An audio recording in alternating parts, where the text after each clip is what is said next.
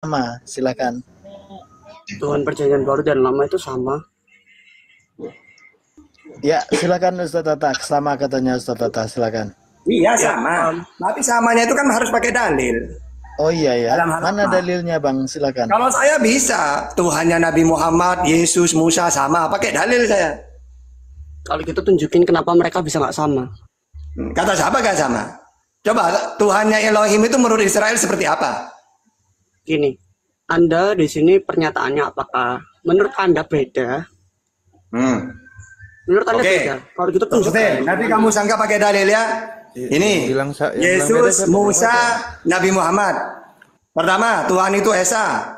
Hai Israel, Tuhan Allah kita, Tuhan itu Esa. Ulangan 6 ayat 4, Markus 12:32, Al-Quran, Qul huwallahu ahad, Al-Ikhlas ayat 1. Kedua, Pelan-pelan tidak serupa dengan apapun. Tunggu dulu nanti, tenang, bagian kamu nanti. Sama atau beda nanti kita bahas. Yang kedua, Tuhan itu tidak serupa dengan apapun. Keluaran 9:14, Yesaya 40:18. Terus tidak kelihatan. Keluaran 33:20, Yohanes 5:37, Al-An'am 103. Jadi Tuhan itu Esa, tidak kelihatan, tidak serupa dengan apapun. Kalau pagan, Tuhan itu tiga. Serupa menjelma jadi manusia. Kelihatan. Nah itu pagan. Nah sekarang Tuhanmu gimana? Yang mana Tuhanmu? Tuhan saya kan satu. Siapa yang namanya? bilang- Siapa yang bilang Tuhan saya ada tiga? Iya Tuhan, siapa nama Tuhannya? Satu itu.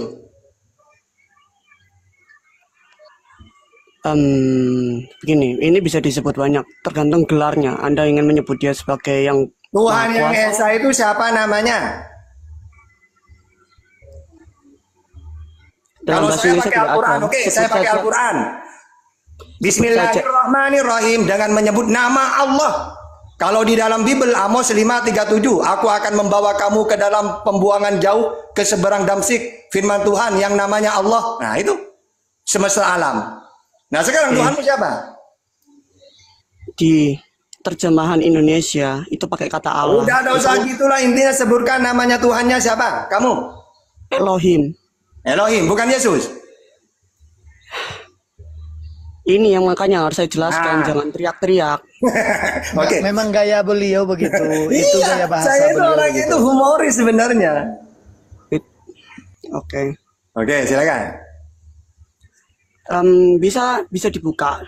Ya, silakan. Buka apa? Kalau jangan nyuruh ke dewa, buka yang lain nanti dibuka sama dewa. Apa yang dibuka itu? Saya mau nunjukin dulu. Yesus itu enggak, jangan ke Yesus dulu. Apa? Saya nggak bisa sebut Allah karena Allah bukan bahasa kami. Oke. Akan aku sebut Bapa. Ya, silakan. Bapa. Bapa ini adalah pribadi yang pertama. Terus. Tuhan disebut Bapa. Kenapa Bapa? Karena dia adalah seorang pencipta. Sifat seorang pencipta pada ciptaannya adalah mengasihi, seperti seorang bapak pada anaknya. Itulah kenapa disebut Bapa. Oke, Bapa. Bapa memiliki firman. Firman itu adalah kata-kata. Di Yohanes 1 ayat 1, pada mulanya adalah firman. Firman itu bersama-sama dengan Allah. Oke, Allah ini aku ganti jadi Bapa. Firman itu bersama-sama dengan Bapa dan firman itu adalah Bapa. Sudah jelas, Yohanes 1 ayat 1. Berarti ada berapa Tuhan itu? Jadi yang Elohim itu yang mana? Yang Elohim tadi yang mana? Itu kan bahasa Ibrani-nya. Oke. Saya nanya, Bapa dan Allah beda apa sama? Bapa dan Allah. Loh, Allah itu bahasa dari begini, dari akun yang lain, apologet Islam yang lain. Allah itu tidak boleh saya gunakan karena Allah itu adalah bahasa Arabik. Ya, bahasa tadi Arab. kan udah pakai Elohim atau Bapa, nggak masalah. Yang masalahnya tadi kan nyebutnya namanya Elohim. Yang mana itu yang Elohim? Bapa, Anak, yang mana? Enggak gini loh ya. Kalau kita pakai dalil, nanya ke Musa, ke Yesus gampang. Hai Israel, Tuhan Allah kita, Tuhan itu Esa satu. Mengenal engkau satu-satunya Allah yang benar. Udah, selesai perkara. Tapi kalau nanya ke Kristen, dibuat muter-muter itu ya. Katanya Esa satu. Nanti ditanya satu-satu. Lebih dari satu nantinya. Gimana itu? Yang bilang lebih dari satu siapa? Jadi sekarang coba saya nanya. Bapak itu Tuhan apa bukan? Bapa itu Tuhan. Oke, Yesus Tuhan apa bukan? Yesus itu Tuhan. Nah, Roh Kudus Tuhan apa bukan? Yesus, Roh Kudus itu Tuhan. Ya sudah. Tiga. Kalau saya nanya ke Yesus, Yesus siapa Tuhanmu? Satu-satunya Allah yang benar itu ya Allah, Tata. Mana dalilnya? Yohanes 17 ayat 3 atau Markus 12:32. Yohanes 17 Ayat 3. Mengenal satu-satunya Allah yang benar. Satu-satunya. Harus saya bukain di mana ya, bentar. Ya buka saja. Oke, sementara Bang Salto, Bang membuka Alkitab, Bang Tata. Tadi Bang Tata bilang gini, di kekristenan itu katanya Esa, tapi 3. Esanya gimana? Katanya Esa 1 gitu. Nah, sekarang aku mau nanya, Saya bisa Bang. jelaskan. Silakan. Nanya apa? Sebentar dulu Bang Salto, sedikit. Bineka Tunggal Ika, artinya apa, Bang? Bang Tata. Bahasa Esa Israel itu satu sudah. Sebutkan nama itu. Nah, itu sama aja Bang Tata. Jadi ada satu istilah yang merujuk pada satu kebersamaan atau satu hakikat atau satu Kebersamaan. esensi. Maksudnya Bineka Allah itu punya Tunggal Ika. kebersamaan gitu. Enggak, contoh Bang, masuk bangun. Bineka Tunggal Ika artinya berbeda-beda tetapi tetap satu juga. Nah, kata Esa ini yang dipakai oleh Yesus ketika mengatakan Tuhan kita Esa di kitab Matius, ya sama aja gitu loh. Ada yang dikatakan waktu dia menjadi manusia namanya Yesus, disebut dia anak Allah, disebut Waktu dia menjadi manusia, kata siapa itu? Waktu dia jadi manusia itu kata siapa? Kata dia Kata Yesus menyatakan dalam diri. Oke. Aku akan datang menyatakan diri. Oke, coba nanya ke Yesus. Yesus, emangnya kamu itu Tuhan menjelma jadi kamu? Enggak, Tuhanku tetap di surga. Markus 12:32, Markus 23 ayat 9. Jadi, kata siapa Tuhan itu menjelma jadi Yesus? Kata Yesus Tuhannya tetap di Oranos langit. Kecuali pagan, dewa itu menjelma jadi manusia gitu loh. Bukan samawi. Samawi itu apa? Sama langit, Tuhan itu di langit, tidak mau turun. Emang dia menjanjikan aku akan datang. Oke. Menjanjikan seperti itu, Bang. Aku akan datang, turun sendiri menjadi manusia gitu. Dari dulu sampai sekarang, tidak pernah Israel menunggu Tuhan turun itu. Menunggu Mesias. Mesias itu penyelamat sebagaimana Musa, Daud.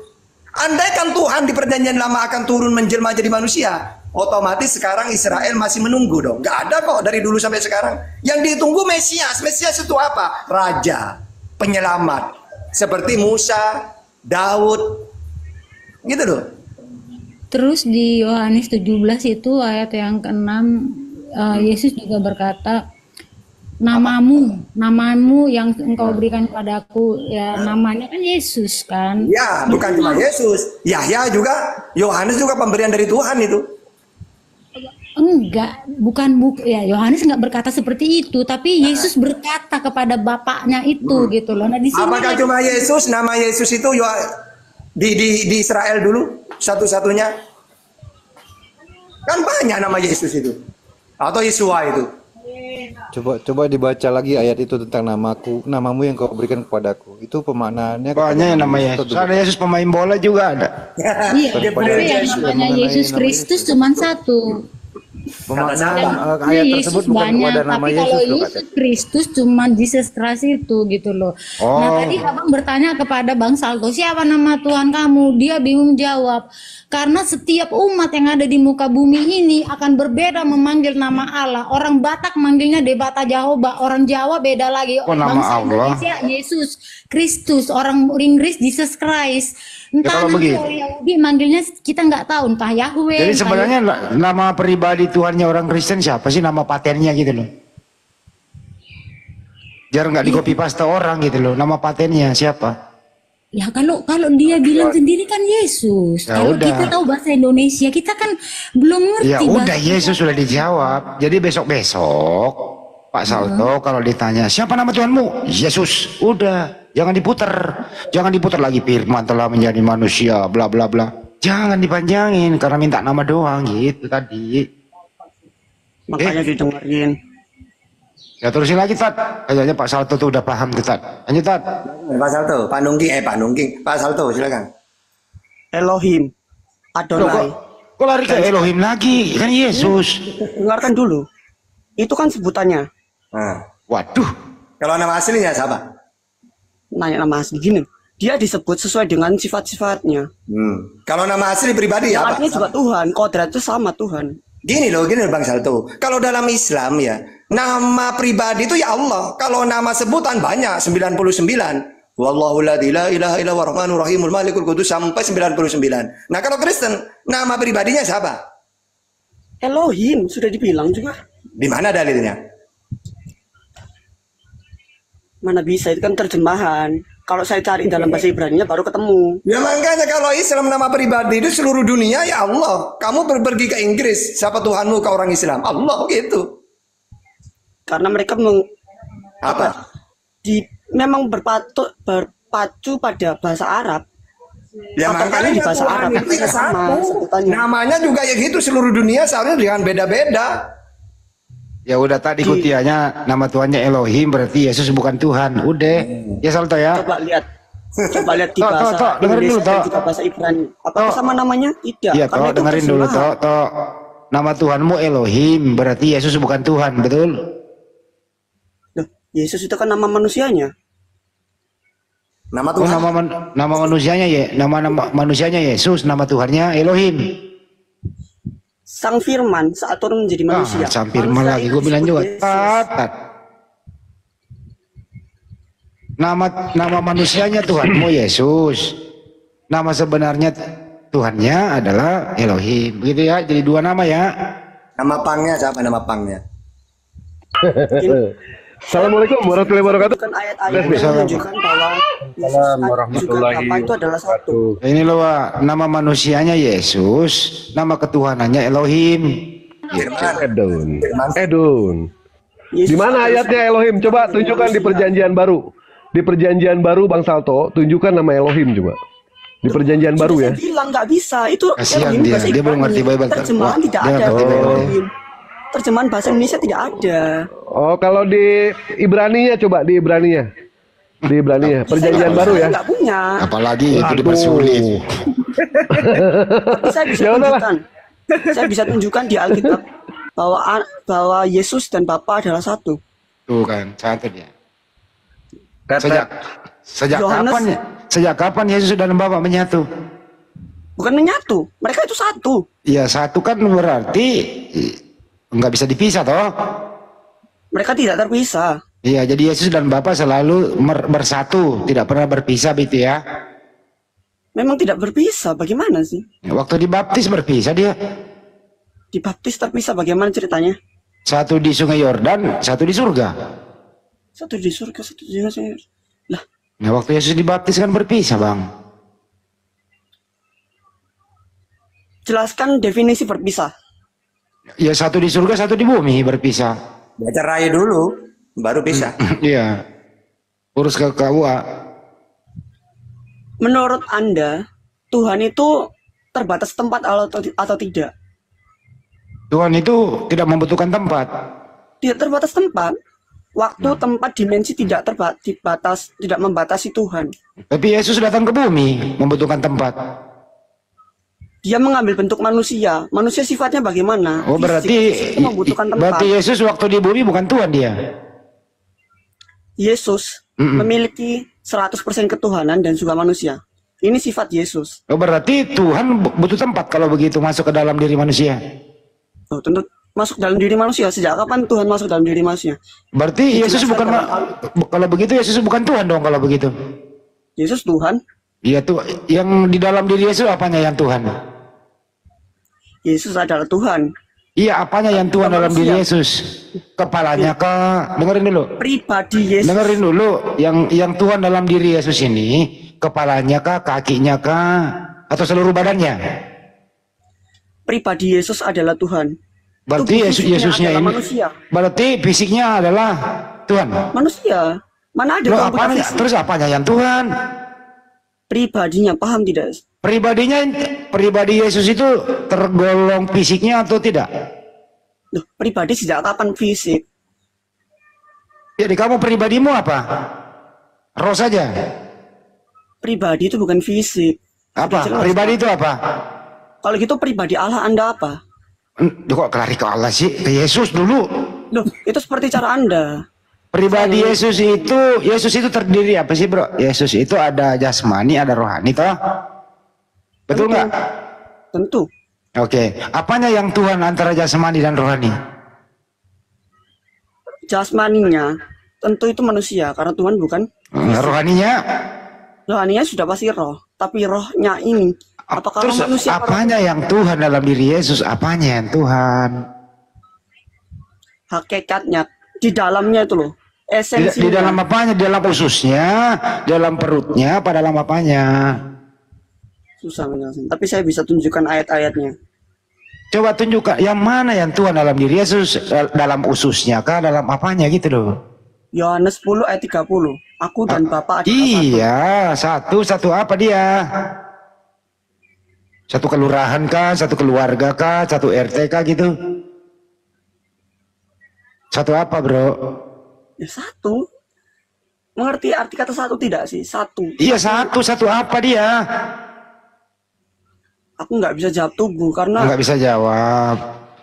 aku nggak belum pada bisa. Soalnya permasalahannya, bro, Yesus ini kan pernah jadi bayi, umur sehari, 2 hari, 3 hari, sampai 30 hari kan, 30 tahun begitu. Karena dia juga manusia. Nah, berarti dia bukan Tuhan kalau dia manusia. Mana aja manusia bisa ngelakuin mujizat. Atas Oh, jadi dirinya kalau dia sendiri. bermujizat dia Tuhan.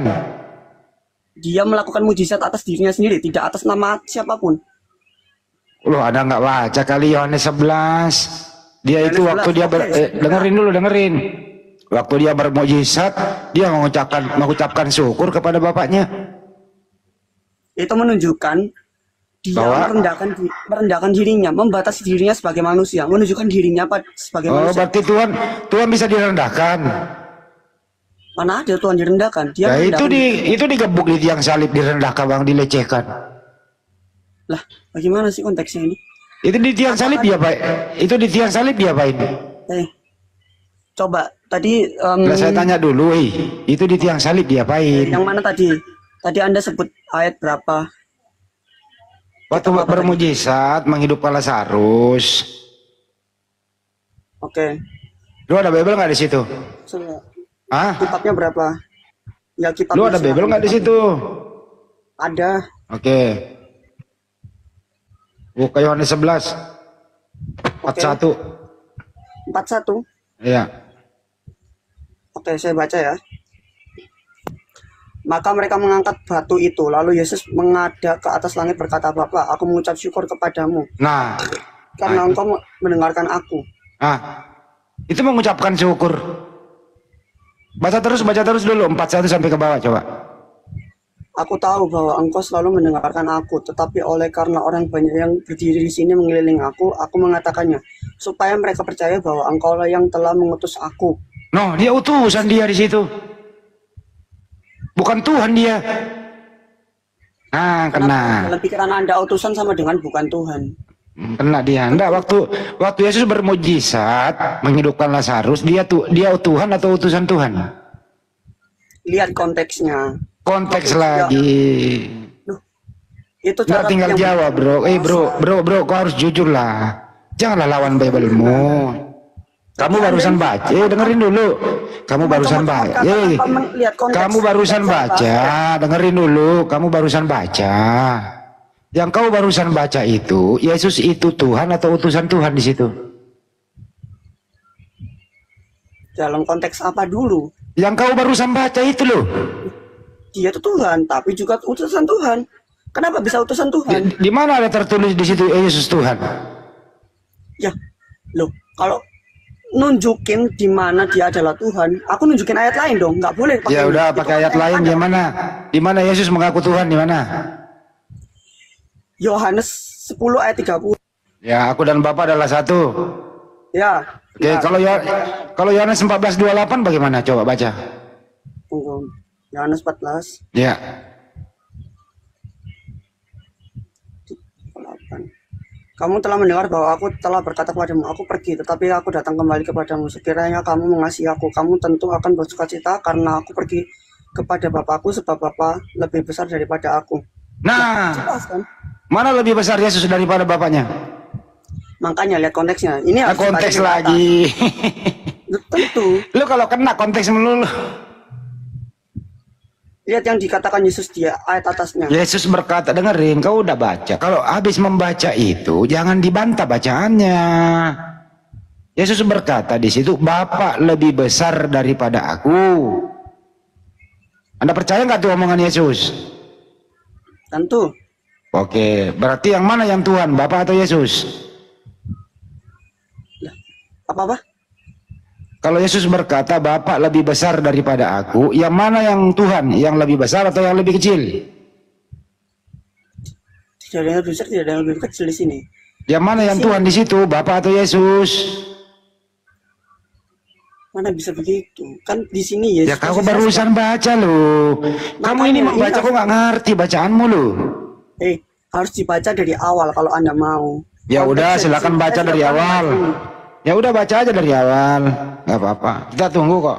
Tidak perlu saya baca dari awal. Langsung saya simpulkan saja karena saya sudah tahu ini. Ya udah, simpulnya apa? Yesus dalam beberapa kondisi tergantung dia sedang berbicara dalam konteks apa. Dia akan Konteks apa? saat dia berbicara sebagai manusia tentu dia akan merendahkan dirinya Oke. dan juga mengagungkan Allah. Tapi jika dia berbicara dirinya sebagai Tuhan, maka tidak ada yang kata-kata seperti dia merendahkan dirinya, tidak ada. Merendahkan bukan berarti direndahkan. Merendahkan di sini saya harusnya mungkin menggunakan kata membatasi dirinya. Kau sendiri, kamu membantah omonganmu sendiri loh. Merendahkan dirinya bukan berarti merendahkan. Kamu ini ngomong apa? Iya, Dia merendahkan itu, dengerin dulu bro. Kalau sudah merendahkan berarti dia rendah. Kalau meninggikan dia tinggi gitu. Kalau menenggelamkan dirinya ya tenggelam. Kalau menerbangkan dirinya dia terbang. Merendahkan dirinya ya rendah. Kamu sendiri yang ngomong tapi kamu yang bantah omonganmu, Dok. Begini, jika seorang dosen pintar merendahkan dirinya, apa jika dia tidak Ya pintar? rendah dia karena dia merendahkan dirinya, rendah waktu dia merendahkan. Karena dia merendahkan dirinya, rendah dia. Siapa suruh merendahkan diri?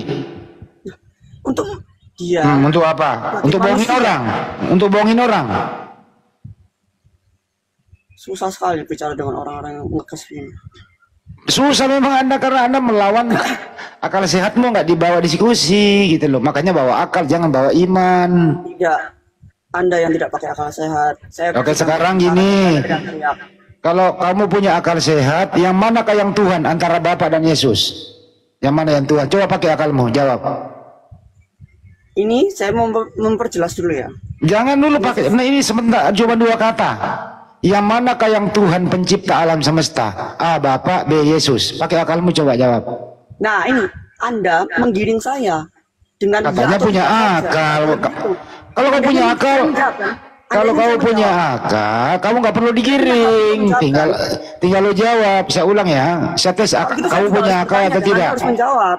Saya tes akalmu ya. Dengarkan dulu makanya baru jawab. Siapakah yang menciptakan alam semesta? A. Bapa, B. Yesus, C. Keduanya. Silakan.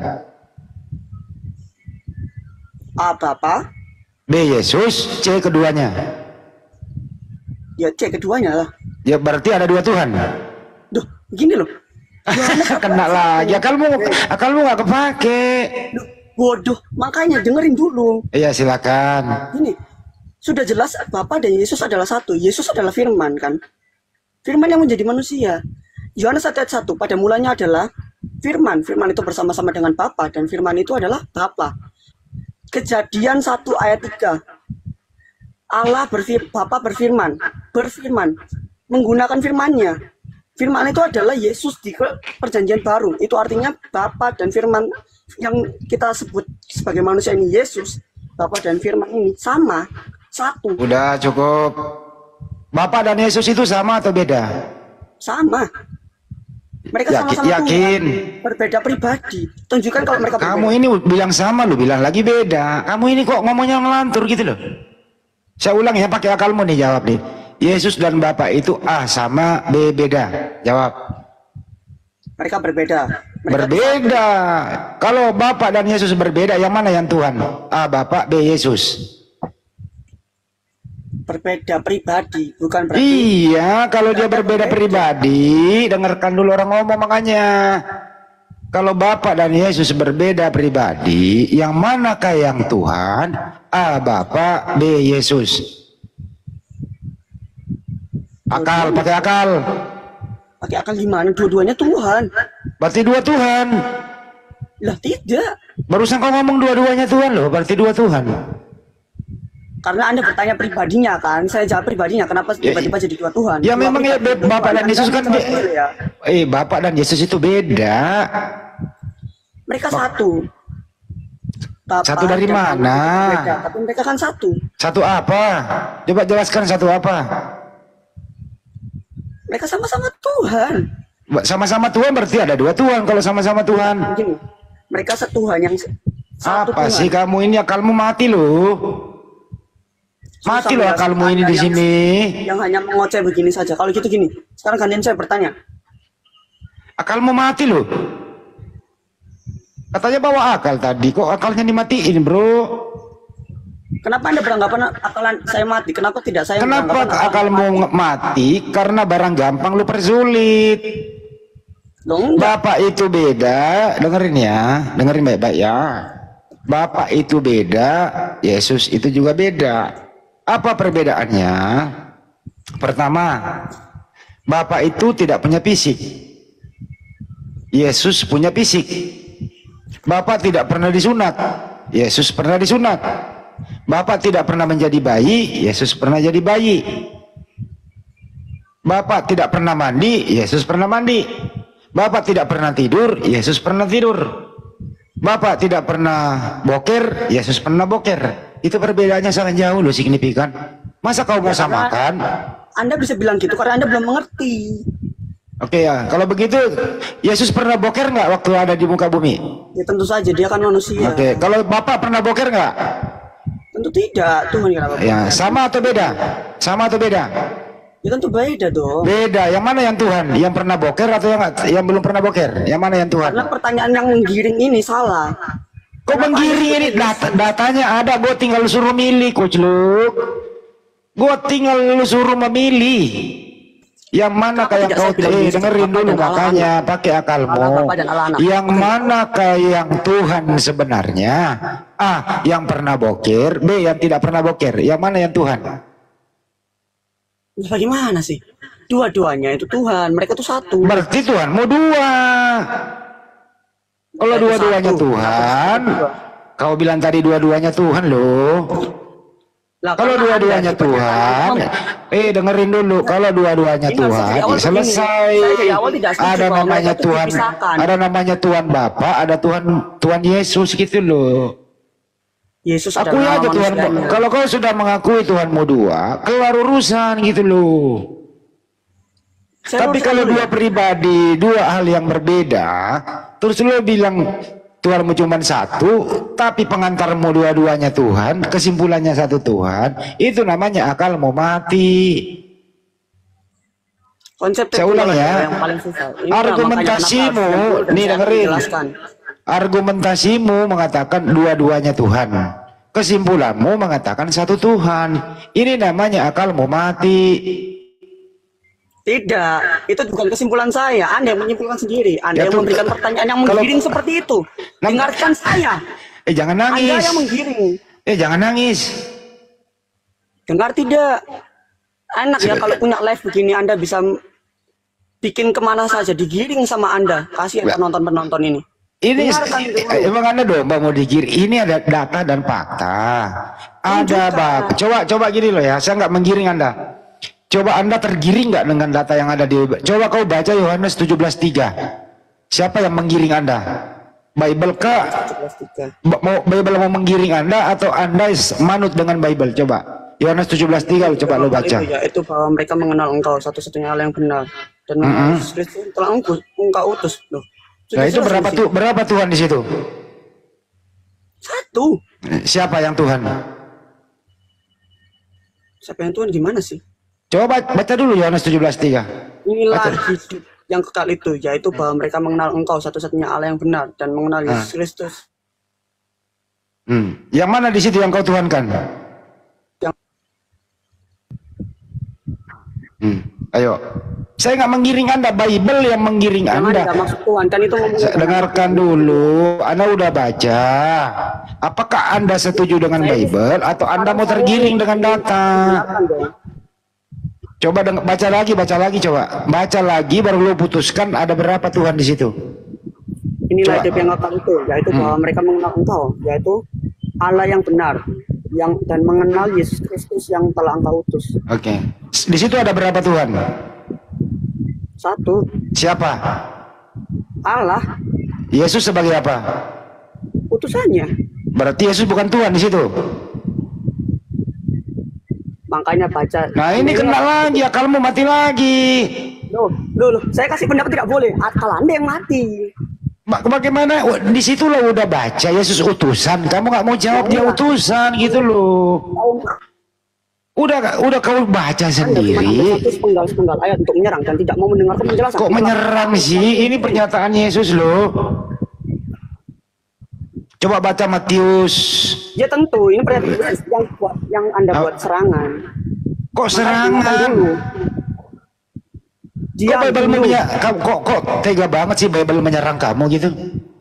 Kok bisa Bible menyerang kamu? Lah kan mulai diputar balik sama Anda. Kau sendiri yang bilang menyerang. Padahal saya bawa data. Kamu yang baca. Kau bilang saya yang menyerang. Kamu yang membaca, kamu yang menyangkal bacaanmu, baru kau menuduh saya yang menyerang. Kamu yang serang Bible, bro. Tidak. Nah sekarang itu Yohanes 17:3 masuk. Sekarang itu Yohanes 17:3 itu maksudnya apa? Ayo, Yohanes 17:3 maksudnya apa? Kita baca dari perikopnya. Ya terserah baca semua, udah baca aja nggak apa-apa. Silakan. Demikianlah kata Yesus. Lalu ia menengadahkan ke langit dan berkata, Bapa, telah tiba saatnya permuliakan anakmu supaya anakmu mempermuliakan engkau. Lihat Kak di sini. Ayat 1-nya. Sama seperti engkau telah memberikan kepadanya kuasa atas segala yang hidup. Siapa di situ yang siapa di situ siapa yang telah memberikan kepadanya dengerin. Siapa di situ? Dengerin dulu, siapa di situ yang mempermuliakan? Siapa maksudnya? Ya, kamu barusan baca tapi kamu nggak ingat. Coba mundur lagi ke atas baca. Siapa yang mempermuliakan? Siapa yang dipermuliakan? Tapi hanya memperjelas karena maksud Anda aku ngerti itu. Kalau ngerti ya jawab. Bapa telah tiba saatnya permuliakanlah anakmu supaya anakmu mempermuliakan engkau. Dari situ siapa yang mempermuliakan? Siapa yang dipermuliakan? Baca dua-duanya. Lo kok permuliakan anakmu supaya anakmu mempermuliakan engkau. Ya siapa yang dipermuliakan di situ? Dua-duanya lihatlah. Ya yang mana yang Tuhan? Yang mana yang Tuhan di situ? Dua-duanya kan Tuhan. Berarti dua Tuhan. Ya kan itu opini Anda. Kau sendiri yang ngomong loh dua-duanya Tuhan. Tidak. Saya hanya menjelaskan pertanyaan. Kamu sendiri yang ngomong tadi barusan dua-duanya Tuhan artinya dua Tuhan. Makanya dengar penjelasan saya dulu begini. Ya silakan. Jangan kau sebut Yesus karena sudah sebut Yesus itu nama manusianya. Enak sekali buat Anda untuk menyerang itu. Oke, begini. Bapa mempunyai firman. Firman itu adalah kata-kata dari Bapa. Firman turun menjadi manusia dan disebutnya Yesus. Manusia yang disebut Yesus. Esensinya dia adalah firman. Firman itu adalah Bapa. Firman adalah kata-kata gini. Apakah Anda bisa memisahkan kata-kata Anda dari diri Anda? Saya bukan Tuhan. Loh, ini bukan soal Tuhan gini. Ini ngomongin Tuhan kok lu ambil contoh ke saya, lu bertuhankan aku. Gimana sih Anda ini? Tidak ada yang bisa memisahkan kata-kata dari dirinya sendiri. Kata-kata itu adalah dari dirinya sendiri. Artinya kata-kata itu adalah dirinya juga. Esensi dari kata-kata itu, makna dari kata-kata itu adalah dirinya sendiri. Oke, kalau begitu, Yesus ini ke dunia lewat mana? Loh, kok gak nyambung sih? Eh, Yesus itu Apa nyambungnya sama pernyataan saya? nyambung, Apa? nyambung. Kan Bapak berfirman, terus Bapak kemudian Bapak berfirman, Oke. terus kemudian firman itu dibawa Gabriel ke Bunda Maria. Bunda Maria hamil. Kemudian dikandunglah Yesus. Lahirlah Yesus di muka bumi, gitu loh. Sejak kapan dibawa Gabriel? Tidak ada. Gabriel hanya menyampaikan, bukan dibawa Gabriel. Kan Anda salah. Baca Ya yang udah, benar. kalau salah dibetulin, coba yang mana yang benar. Dari sini saya mungkin sudah bisa menyimpulkan Anda selalu comot-comot tanpa tahu konteks. Gini Ya, saja sudah salah. kalau begitu ajarilah saya Bible. Membawa Ya kalau gitu ajarin dong saya Bible. Bro, kalau gitu ajarin saya Bible. Apa bedanya firman sama yang berfirman? Bedanya apa? Nah, kan itu sudah jelas. Firman itu kata-kata yang berfirman dong. Kata-kata siapa itu? Yang berfirman saja. Apakah yang berfirman sama dengan kata-katanya sendiri? Duh, saya ambil contoh dari diri saya. Saya berkata saya lapar. Makna dari kata-kata ini lapar, dan tapi saya juga lapar. Apakah kata-kata kamu adalah kamu? Loh, mana bisa? Kata-kata itu mencerminkan diriku. Saya tanya ini, apakah kata-katamu adalah kamu? Ya iyalah, kan Oke, mencerminkan. baik. Jadi kalau kau ditangkap polisi, boleh nggak ditangkap kata-katamu aja yang dibawa, rekaman suaramu aja yang dibawa? Boleh? Caranya begitu ya. Boleh nggak? Pak polisi jangan tangkap saya. Suara saya yang saya rekam itu adalah saya, itu aja yang dibawa. Begitu ya? Begitu? Itu justru menjelaskan gini. Bingung lagi lu. Kata-kata yang bersalah. Bisa nggak sih kamu nggak bingung sepanjang hari gitu? Bisa nggak kamu nggak bingung? Dari awal Anda yang bingung, Anda yang keras hati. Oh, saya yang bingung ya? Gimana kalau saya bilang Anda pengikut dari seorang pedofil? Ya nggak apa-apa. Dari Boleh sedikit Bang Andi? ya nggak apa-apa. Ini kita harus luruskan dulu. Siapa yang pedofil, bro? Yang Anda santuni, Anda ikuti dalam ajaran Anda. Siapa yang pedofil?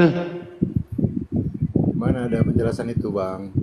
Kalau Justru gua hajar balik, kena loh. Boleh, Jangan boleh. coba-coba. Daripada Ya Pak, kenapa Pak Bejo? Silakan Pak Bejo. Ya, Bang Salto, pemahaman Anda bahwasannya firman itu adalah Tuhan Allah itu kan dari Yohanes 1 sampai 3 ya. Betul nggak? Ya, Ya kan? ya. Kalau di dalam Yohanes 1 ayat 1 sampai 3 tersebut, Anda paham nggak? Di situ disampaikan bahwasannya firman itu adalah Allah ketika dia bersama-sama Allah. Nah, Ya kenapa kan? jadi gitu sih? Coba dipahami Nggak begitu ayat konteksnya. 1. Coba dipahami dari Yohanes 1 sampai ayat 3. Oke. Apa yang Pada pesannya di mulanya situ? adalah firman. Apakah Firman kalau bersama-sama dengan Allah, dan firman itu Ya. adalah Allah. lah, ya. Ia pada mulanya bersama-sama dengan Allah. Segala Ya. sesuatu dijadikan oleh Dia, tanpa Dia tidak ada sesuatu pun yang telah jadi dari segala yang telah dijadikan. Jadi kesimpulannya, Firman itu adalah Allah kalau bersama-sama dengan Allah. mana Itu tadi, mana kata-kata yang merujuk ke pernyataan Anda? firman itu bersama-sama Allah, firman itu adalah Allah. Nah iya, Ya Pak kan? Bejo kok pakai kata Allah sih? Dia nggak ngerti Allah gitu loh. Pak Bejo diarahin kayak gitu sih. nggak apa-apa. Saya paham. Sebentar, Bang. Nggak apa-apa. Itu saja Allah. Paham kan maksud Memang saya masalah kan? terjemahan Maksud saja. Pakai nama Tuhan aja, Tuhan. Nggak ada Allah di Bible dia gitu loh. Jangan dibiasakan orang goblok jadi goblok-goblokin. Diajarin dia. Oke ya. Ya dia juga tadi nggak mau pakai kata Allah sih ya. Ya betul juga. Jadi di situ firman itu adalah Bapa. Ya kan? Firman bersama-sama Bapa dan firman itu adalah Bapa gitu kan. Jadi kalau dia tidak bersama-sama Bapa, dia bukan Bapa, Pak. Nah, coba tunjukkan kata-kata yang menunjukkan seperti itu. Itu tadi menyatakan firman itu bersama-sama Allah, firman itu adalah Allah. Kalau dia bersama-sama, dia adalah Oh Allah. iya, di sini konteksnya kata-kata ini menunjukkan bahwa firman itu adalah Bapa juga. Bukan berarti kalau nggak sama Bapa dia bukan Tuhan, bukan.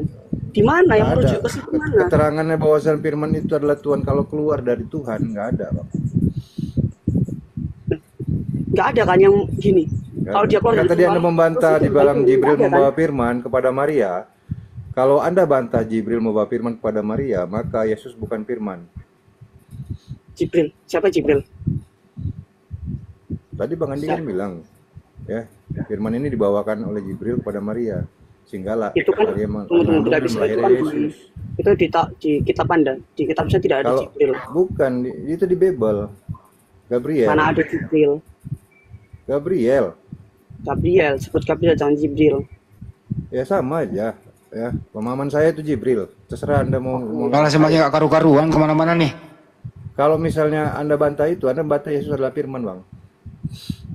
Lah, kok bisa? Iyalah.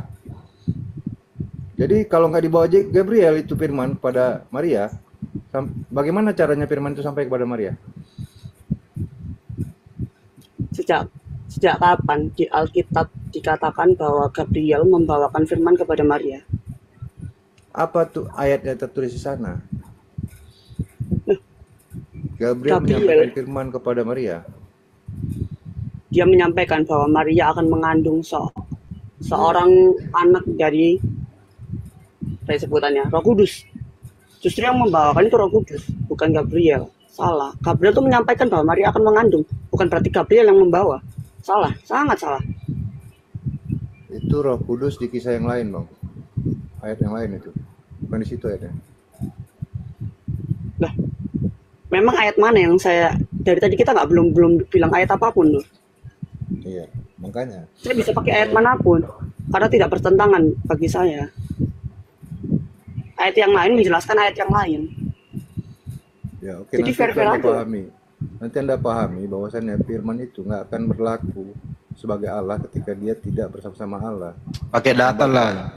Kalau Pak, bisa makin Apa jauh. itu? Coba Itu kau kan baca, kesimpulan Anda dengerin. sendiri. Tempat Pak Bajo. Coba kau baca Lukas 1, 26 sampai ke bawah. Kira-kira dari mana dan mau kemana ini bahasan, begitu ya. Coba kau baca dulu deh. Kau baca dulu dah. Kau kan punya Bible, baca dulu. Tenangkan dirimu. Habis itu baru berpendapat. Coba baca Lukas 1, 26. Gua unjukin deh. Udah saya baca, ini kelihatan. Apa Di itu? sini, Bagaimana itu? malaikat ini diperintahkan Tuhan untuk menyampaikan. Ya, terus. Ya, saya baca. Ya. Dalam buku yang ke-6, Allah menyuruh malaikat Gabriel pergi ke sebuah kota di Galilea bernama Nazaret kepada seorang perawan yang bertunangan dengan seorang bernama Yusuf dari keluarga Daud. Nama perawan itu Maria. Ketika malaikat itu masuk ke dalam rumah Maria, ia berkata, "Salam, hai engkau yang dikaruniai Tuhan menyertai engkau." Di sini, "Salam, hai engkau yang dikaruniai Tuhan menyertai engkau." Dia menyampaikan Oke, kabar. cukup dulu sampai sini ya. Sekarang Mari. gini loh. Cukup dulu, nanti kesambung. Menurut Anda, yang kau baca tadi itu Yesus sudah nongol apa belum nongol? Belum lah. Belum. Belum nongol ya. Jadi Yesus Tuhanmu belum nongol nih ya.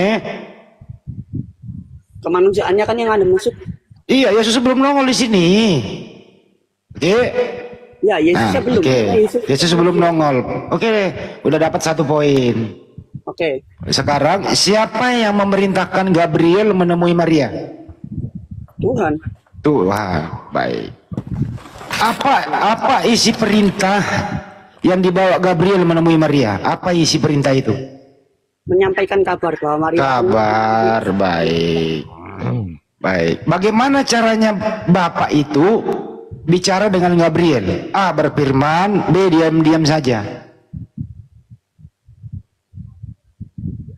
Kenapa berbicara itu sama dengan berfirman? Gimana? Saya ulang. Dia berbicara itu sama dengan Dengarkan nih, dengarkan jangan diput. Bagaimana cara Bapak memberitahu ke Gabriel? Bapak dengerin dulu pertanyaannya baru lu jawab. Jangan disodok atuh Neng. Bagaimana cara Bapak memberitahukan info ini ke Gabriel? A. Bapak berfirman, B. Bapak diam-diam saja.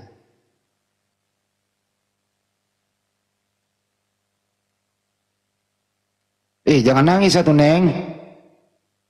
Neng, jangan nangis Neng. Malah Buka saya- mic-nya Neng.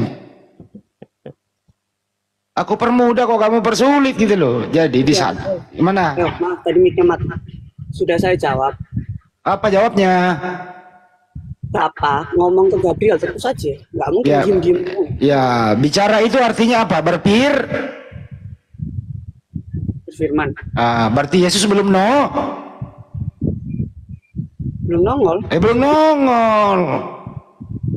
Jadi yang dibawa Gabriel adalah perintah dari Bapa. Isi perintahnya adalah apa? Tahu atau tidak? Kalau nggak tahu saya kasih tahu. Kalau tahu silakan. Saya bisa jelaskan ini gini. Enggak usah jelaskan isi perintah, isi firman yang dibawa Gabriel ini menemui Maria. Apa misinya? Apa tujuannya? Ini saya mau tanya dulu. Menurut Anda, bahasa Indonesia apa kekurangan bahasa? Kok bahasa Indonesia apa kekurangan bahasa? Apa sih, Dek? Dek. Tunggu, jawab dulu. Menurut Anda Allah itu bahasa apa? Bahasa yang dimengerti Maria. Ini dulu loh. Bapak itu berfirman, pasti bahasa yang dimengerti Maria, nggak mungkin pakai bahasa monyet. Bahasanya Maria itu adalah bahasa Aramaik atau bisa bahasa Ibru. Tidak mungkin bahasa Inggris, tidak mungkin Yunani. Coba lari ya. Terus kalau lo mau nanya, Bapak di surga itu ke Gabriel berbahasa apa? Saya jelaskan dulu makanya. Ya, coba jelaskan. Firman yang dimaksud di sini berbeda. Berfirman dan firman itu beda. Dalam bahasa Inggris, terjemahan saya, oke. Dalam bahasa Inggris, firman yang merujuk kepada Allah anak adalah menggunakan kata word. Word artinya kata. Sang kata, sang word, sang firman. Dan berfirman menggunakan kata lain. Bukan Ini kamu ini ngomong apa sih, Dek? Tuh. Gak nyambung sama sekali anak ini. Nggak apa-apa, biarin mempersulit dirinya loh. Saya berusaha bikin pinter dia mempersulit gitu loh. Tidak, Anda yang tidak ngomong dengarkan ini. Kamu sendiri ngomong, dengerin dulu ya, Dek. Neng, diam dulu. Kamu sendiri yang ngomong, terus kamu menyangkal omonganmu sendiri loh. Mana ada menyangkal, itu kan kesimpulanmu sendiri. Nah, sekarang kita maju ya, dengerin ya, ikuti saya aja. Saya nggak ajarin kamu bego-bego amat kok, enggak. Saya pengen kamu pinter gitu loh. Jadi, setuju kita tadi, Bapak berfirman ke Gabriel, kemudian Gabriel membawa firman itu kepada Bunda Maria. Isi firman itu adalah tujuannya supaya Bunda Maria mengandung. Jadi perjalanan atau komunikasi antara Bapak dan Gabriel, Yesus belum nongol. Gabriel menemui Maria, Yesus belum nongol. Tapi perintahnya untuk nanti jadi Yesus di kandungan, itulah yang dibawa Gabriel. Jadi dia endingnya ada, dengerin dulu, nanti habis ini baru lu gitu loh, Neng. Setelah Bunda Maria mengandung, dengerin dulu. Setelah Bunda Maria mengandung, nanti kau bantah ucapan saya kalau salah. Aku udah simak dulu baik-baik kata-kataku, Neng. Kalau nggak ada daya ingatmu, Neng, ambil pilok tulis di dinding. Kalau pulpenmu nggak ada, oh lo, Neng. Nah, setelah Bunda Maria mengandung, baru jadi Yesus di dalam.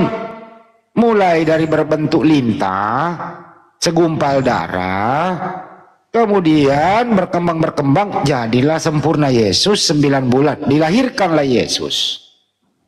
Baru tuh ada Yesus. Jadi kalau kau menuhankan Yesus, artinya Yesus ini Tuhan yang tadinya tidak ada menjadi ada. Jadi kalau ada orang menuhankan Yesus, artinya Anda menuhankan manusia ciptaan Tuhan. Silakan dibantah, Neng. Monggo. Neng. Ya, silakan, Neng. Neng. Ayo, bisa. Neng. Ayo kau bicara. Kalau kau tidak bicara, saya yang bicara. Oh begini ya tingkah lakunya Astaga. Jangan nangis, Neng. Dengarkan. Ya. Dari awal Anda berarti tidak mendengarkan kalau kesimpulannya seperti itu. Bagaimana sih? Yesus itu manusianya. Hakikatnya dia Tuhan. Paham nggak sih? Kenapa di kesimpulan Anda tetap dia itu cuma manusia, bukan Tuhan? Sebelum mengandung Bunda Maria, Yesus ada apa belum ada? Yesus itu yang Anda maksud di sini apanya? Anaknya Maria, anaknya Maria. Yesus itu kemanusiaannya. Memang Manusia saya tanya itu, memang kita nggak mencari kemonyetannya Yesus, kemanusiaannya Yesus yang kita cari, kan dia manusia bukan monyet. Makanya saya tanya, sebelum Bunda Maria mengandung, apakah sudah ada Yesus? A, sudah ada. B, belum ada. Jawab. Gini, kalau Anda tentang Yesus, Yesus belum ada. Yesus adalah kemanusiaannya. Nah iya, belum ada. Tinggal ngomong, Neng. Benar kan berarti? Artinya kemanusiaan Yesus itu. Berarti bukan berarti. Dengerin dulu atuh, Neng. Anda yang mendengarkan penjelasan saya. Jangan Anda hanya ingin mendengarkan penjelasan yang membuat Anda benar dan ingin Anda mendengarkan. Dengarkan saya. Kalau begitu silakan jawab. Yang dikandung Bunda Maria itu manusia atau Tuhan yang dikandung Maria? Ya tentu manusianya, mana ada. Berarti isi kandungan Bunda Maria bukan Tuhan. Siapa yang bilang itu Tuhan? Bentuk dagingnya dalam manusia. Artinya Yesus di dalam kandungan Bunda Maria ini bukan Tuhan, betul? Kenapa bisa bukan Tuhan? Dagingnya berarti isi kandungan Maria Tuhan. Nah kan, kesimpulan Anda cuma gitu. Kenapa Anda tidak berpikir bahwa itu adalah manusia? Berarti isi kandungan Maria manusia. Yesus itu manusianya. Iya, berarti isi kandungan Maria manusia bukan Tuhan. Manusia tapi juga Tuhan, bagaimana sih? Oh, berarti Bunda Maria mengandung manusia dan Tuhan. Susah menjelaskan Anda ini. Yang sulit siapa? Lu apa gua gitu loh. Lu yang mempersulit keadaan, bro. Makanya lu jangan lawan arah. Ditangkap polisi kau. Anda yang Coba diulang ya. Isi kandungan Bunda Maria selama 9 bulan adalah A, manusia, B, Tuhan, C, keduanya.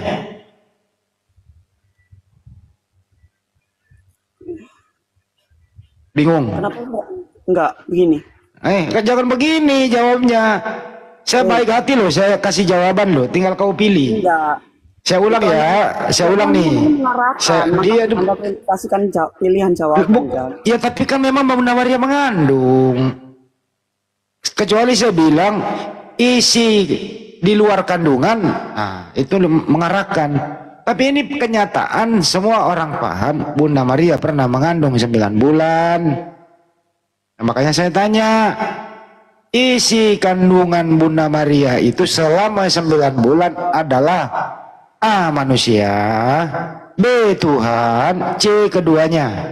Ayo Neng, dijawab Neng. Ayo Neng. Bukan mengarahkan Neng, kenyataannya begitu Neng. Meong.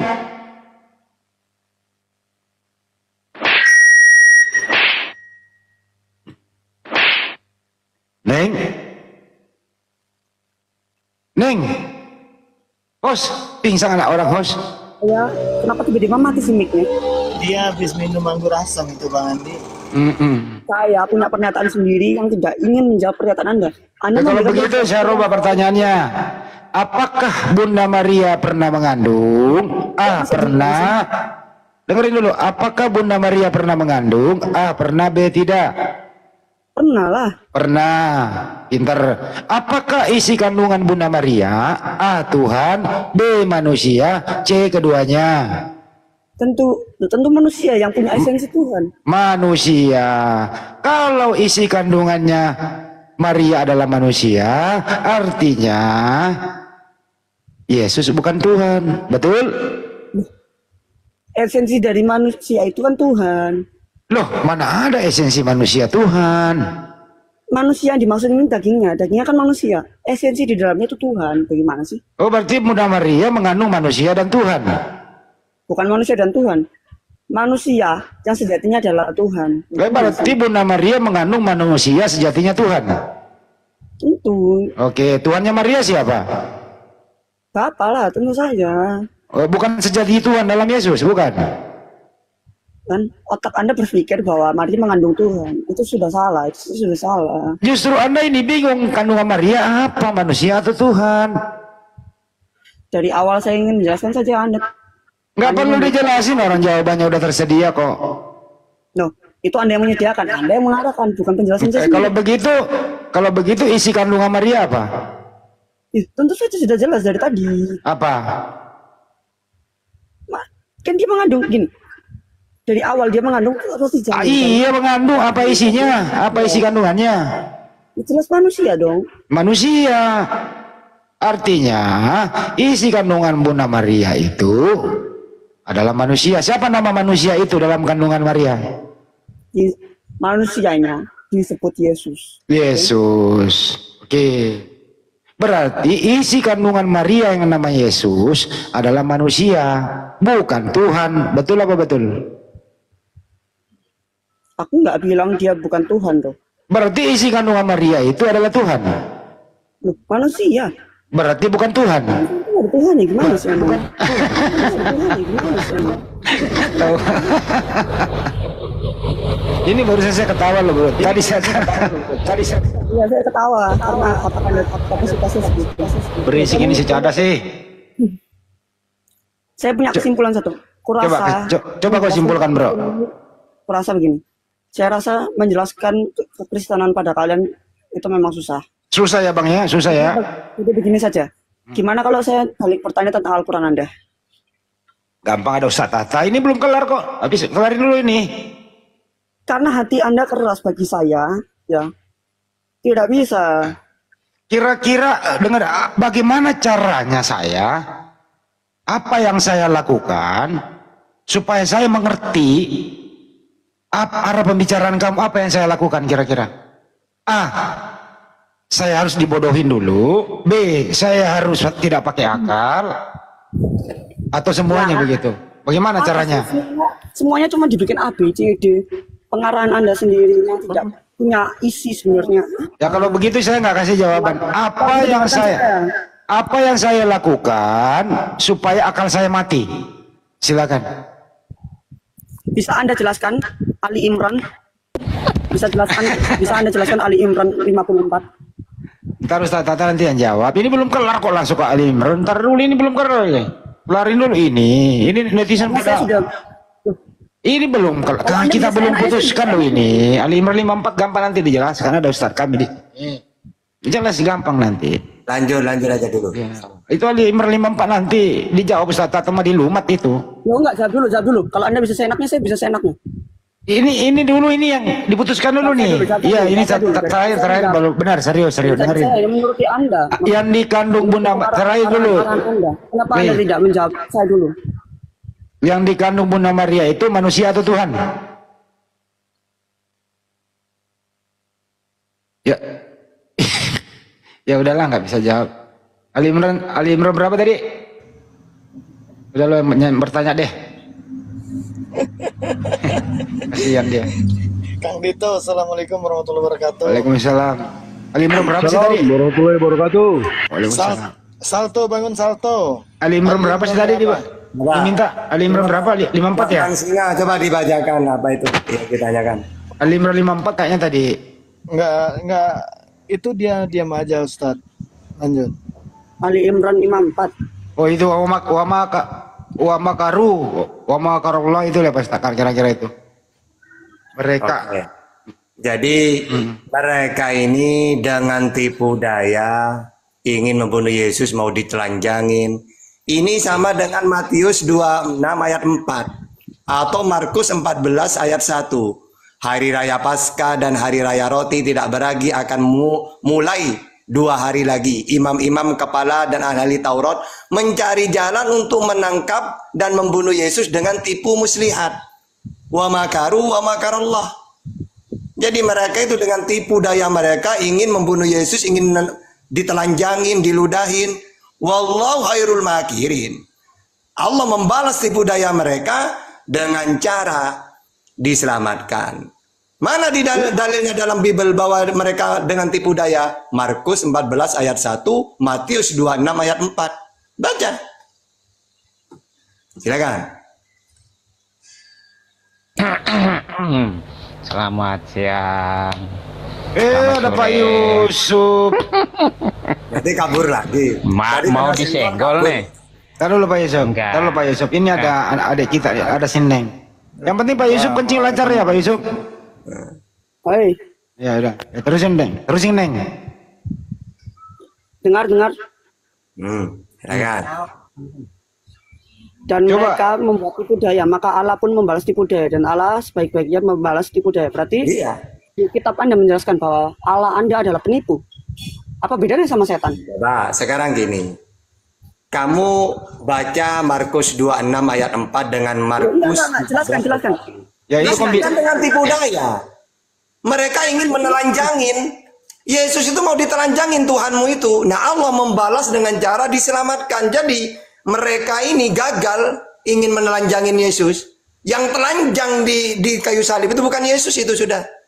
Anda dari awal saja salah. Yesus di kitab Anda dan kitab saya itu sudah berbeda pribadinya. Tidak ada masalah. Terus yang kamu tanyakan apa?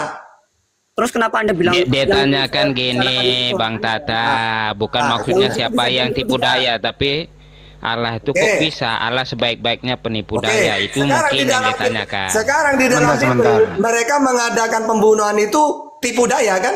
Dengan cara tipu kan? Bukan Allah yang menipu kan? Saya nanya, mereka ingin membunuh Yesus dengan tipu daya kan? Mereka yang Anda maksud siapa? Mereka yang ingin membunuh Yesus, imam-imam ini. Markus 14 ayat 1. Apakah itu Allah? Apakah imam-imam itu Nah, Allah? sekarang Yesus punya Allah. Yesus punya Allah. Wajar kalau Allahnya membalas tipuan mereka yang ingin membunuh utusannya. Berarti Allah Anda pendendam. Ya, bukan berarti begitu. Tuhannya Yesus menyelamatkan Yesus dari tipu daya imam-imam yang benci kepada Yesus. Markus 14 ayat 1. Singkatnya gini loh Bro Salto ya. Ada orang kafir, Kayapas, Yahudi, Iblis sama Yudas sama tentara Romawi. Ingin membunuh Yesus. Ya, Tipu daya. ini dengan tipu daya. Kemudian Allah Subhanahu wa taala membebaskan Yesua Amasia diganti dengan orang yang diserupakan. Tapi mereka masih beranggapan yang dia bunuh adalah Yesua Amasia, padahal bukan Yesua Amasia yang dibunuh. Jadi mereka menipu dirinya sendiri. Begitu maksudnya. Anda ini bicara versi Anda atau versi saya? Oke. Oke. Sekarang gini loh. Ini puyeng sendiri kan, Bang Tata puyeng Ya, kan? ada bunyi. Gini, Bang Yusuf. Diam dulu, Pak Jadi Yusuf. antara penyaliban Yesus itu ada dua kubu. Kubu Islam, Yesus itu dimuliakan. Kubu yang nomor dua, iblis, Israel yang benci ke dia, dan Kristen. Mendukung Yesus itu mati di salib terkutuk gitu loh.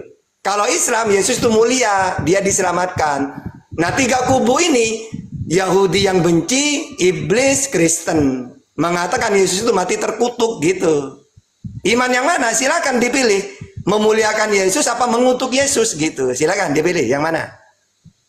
Kenapa Anda jadi bertanya? Ini tidak menjawab pertanyaan Disuruh saya. milih. Pingin Yesus itu mulia apa terkutuk? Kalau ingin mulia berarti dia tidak mati. Kalau milih Yesus terkutuk Si Salto ini udah nggak nyambung. bahwa Yesus disalib. Gak nyambung dia diskusi. Gak nyambung dia diskusi. Pak Yusuf aja ganti pemain. Kamu gak nyambung bro. Saya bacakan yang saya tanyakan. Nggak nyambung. Ya gak nyambung lah, karena pilihan kamu sama dengan iblis, ingin Yesus mati. Apa sih ini kok dimati-matikan terus? Coba sekarang yang menginginkan Yesus mati siapa? Jawab dulu pertanyaan saya. Selain Israel, siapa yang menginginkan Yesus mati? Kenapa Udah ganti jadi pemain aja kamu. Anaknya? Aduh, Dari tadi Anda sudah bertanya. Udah kamu salto aja lah, jungkir-jungkir lah kamu. Nggak nyambung dia. Nggak bisa bahasa sederhana. Sekarang Puyeng kan? Puyeng kan? sekarang Pak Yusuf mau membahas yang mana, Pak Yusuf? Apa itu? Ya tadi ini Bang Hos ini baik hati kasih saya live, jadi saya datang. Jadi ini mau suruh, mungkin Bang Hos ini mau suruh saya senggol Bang Tata ini. Ya gini Atau loh, Bang Handi. topiknya sama Ustaz Tata gini. Topiknya Ustaz Tata begini, Anda bahas berdua deh gini ya. Kalau Yahudi itu sama Romawi ingin membunuh Yesus, kemudian diiyakan oleh Kristen, Yesus terbunuh, tersalib, terkutuk. Waduh Pak Yusuf berisik diulang ya, diulang topiknya ya Pak Yusuf ya. Kalau Yahudi kerjasama dengan Kayapas kerjasama dengan tentara Romawi, iblis mempergunakan Yudas untuk berkhianat supaya Yesus dibunuh. Itu memang tujuannya Yahudi. Kemudian Kristen mengiyakan sekaligus dijadikan landasan iman agar mempunyai Tuhan. Islam datang meluruskan bahwa Nabi Isa atau Yesus Amasya itu tidak disalib, tidak dibunuh karena dimuliakan. Gitu ya Ustaz Tata ya, jadi itu topiknya di sana. Silakan. Ya silakan. Ini kubu dua ya. Kubu yang mengutuk Yesus dengan kubu yang memuliakan Yesus. Oke. Begini. Kami Kristen ini kan beriman berdasarkan kenyataan yang ada. Jadi kenyataannya sudah ada, tetapi diandaikan. Kami itu yang kadang-kadang gimana ya, kok iman kami diandaikan kalau seperti ini. Kenyataannya memang Yesus sudah disalibkan oleh bangsa Yahudi dan Romawi, dan itu menjadi dasar iman kami, iya. Apalagi yang mau dikatakan memang seperti itu. Jadi dari topik ini ya sudah clear memang. Aduh, kena peringatan gua turun dulu, kena peringatan. Kena peringatan. Kenapa kena peringatan? Ini kau bau bangkai tikus sini ya? Kenapa ya? Ini. Oh, ini ada Pak Yusuf ini ternyata ini. Gimana Pak Yusuf? Aman. Waduh, masih suka makan juga. Masih suka makan pakai kodok? Masih? Iya.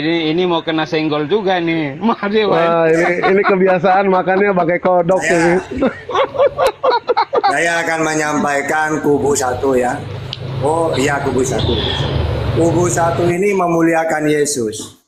Sedangkan kubu dua mengutuk Yesus, yaitu iblis, Kristen, Yahudi. Sekarang saya kubu satu. Pertama, tentang penyaliban itu dalam Islam, dalam Quran dan Bible, memang ada selisih paham. Siapa yang Yesus itu sebenarnya mati atau hidup sih? Mati disalib atau hidup? Ternyata di dalam An-Nisa 157 memang mereka berselisih paham tentang kematian Yesus. Apa Yesus mati disalib atau enggak? Nah, terus di dalam Bible Kisah Para Rasul 25:19 mereka juga berselisih paham. Apakah Yesus itu mati disalib atau hidup? Nah, terus kenapa kok Tuhan menyelamatkan di dalam Islam? Karena ingin membalas tipu daya mereka, ingin menelanjangin.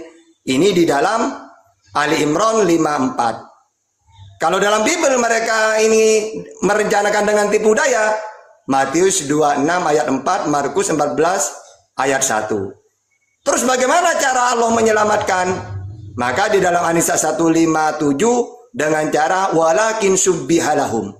Orang jahat yang diserupakan menjadi Yesus, sehingga Yesus yang selamat karena orang baik.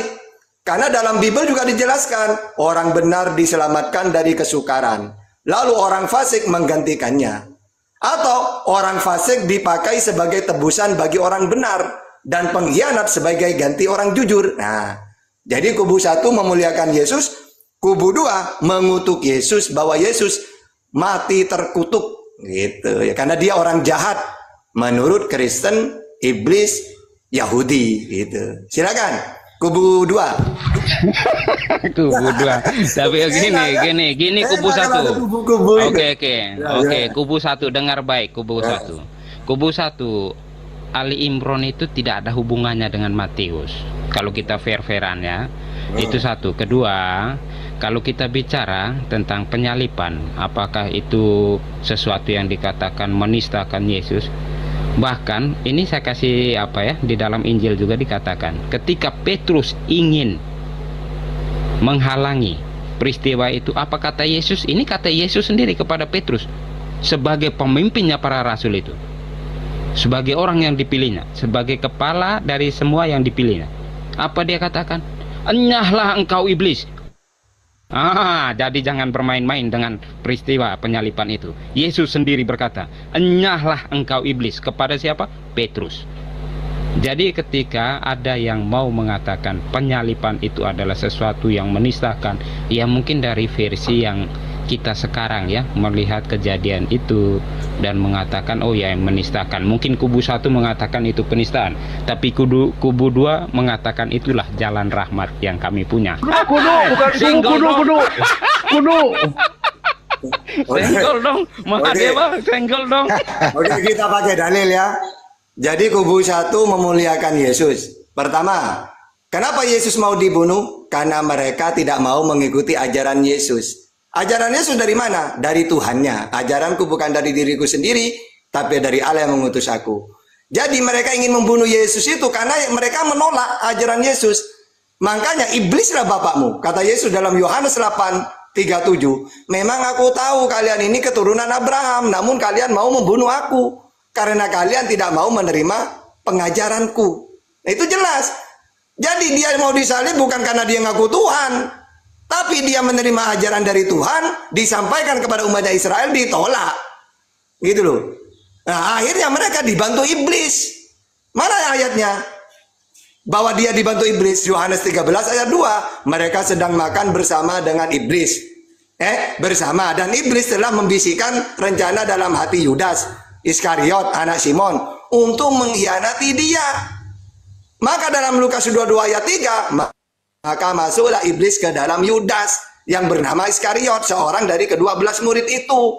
Matius 26 ayat 14, kemudian pergilah seorang dari ke-12 murid itu yang bernama Yudas. Jadi orang Yahudi tidak mampu membunuh Yesus, makanya ditolong oleh iblis. Yesus orang pinter. Sebelum iblis ini yang mau menangkap orang-orang menangkap Yesus itu datang, Yesus berdoa. Matius 26:38. Ya, Yesus sedih dan berdoa. Lalu katanya kepada mereka, hatiku sangat sedih seperti mau mati rasanya. Kenapa? Karena saya mau ditangkap habis ini. Tenang, wa makaru wa makarallah, Yesus. Ya, mereka dengan tipu daya mereka ini tidak akan digagalkan oleh Allah. Tenang aja. Gitu ya. Terus, kenapa Yesus diselamatkan? Ya, karena Yesus itu minta bantuan kepada malaikat. Matius 26:53. Minta bantuan kepada malaikat dia. Makanya Tuhan menyelamatkan dia mengirim malaikat. Lukas 22:43. Ya, jadi jelas ayatnya itu. Ya. Nah sekarang kubu 2 ingin menyesatkan ajaran Yesus pakai dalil apa? Silakan. Ya, pakai dalil apa? Memang di dalam Injil itu sudah dikatakan. Bahkan Petrus, saya katakan, kepalanya yang dipanggil 12 murid, kepalanya para murid itu. Yesus sendiri mengatakan kepadanya ketika ingin menghalangi peristiwa itu. Apa yang Yesus katakan di Injil Yohanes ya? Saya lupa ayatnya tapi ada di Injil Yohanes. Enyahlah engkau iblis. Kepada Petrus itu dikatakan.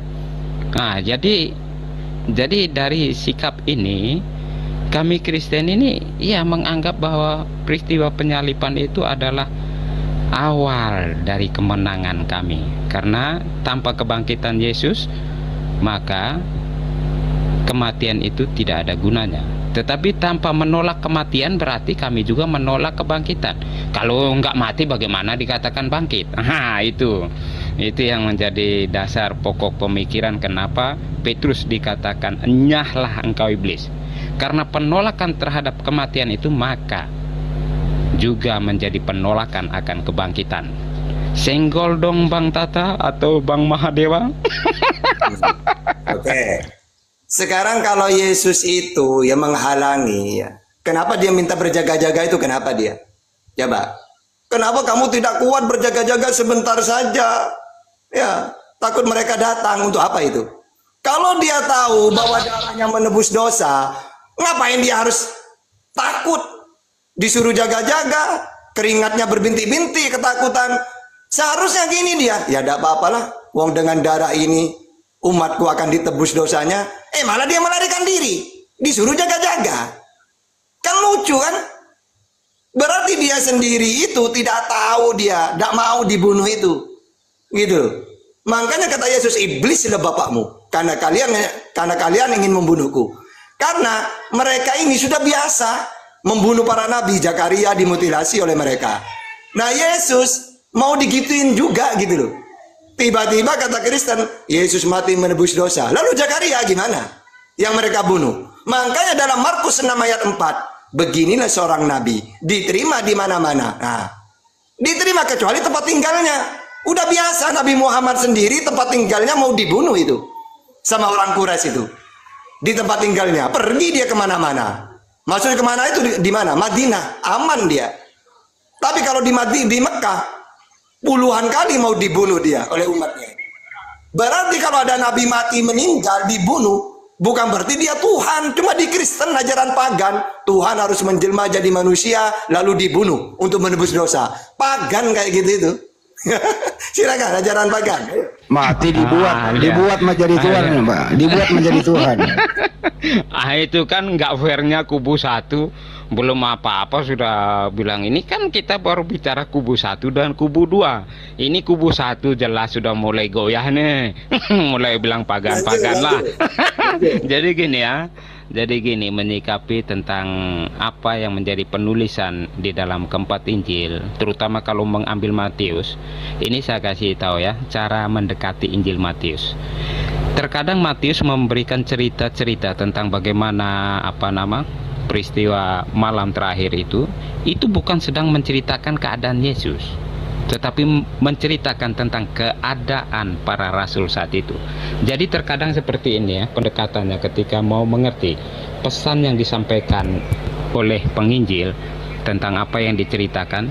Terkadang penceritaan itu bukan mau menceritakan tentang keadaan yang ada saat itu, tidak, tetapi sedang mau memberi gambaran bahwa ketakutan yang ada setelah kematian Yesus itu melingkupi para rasul sehingga lari.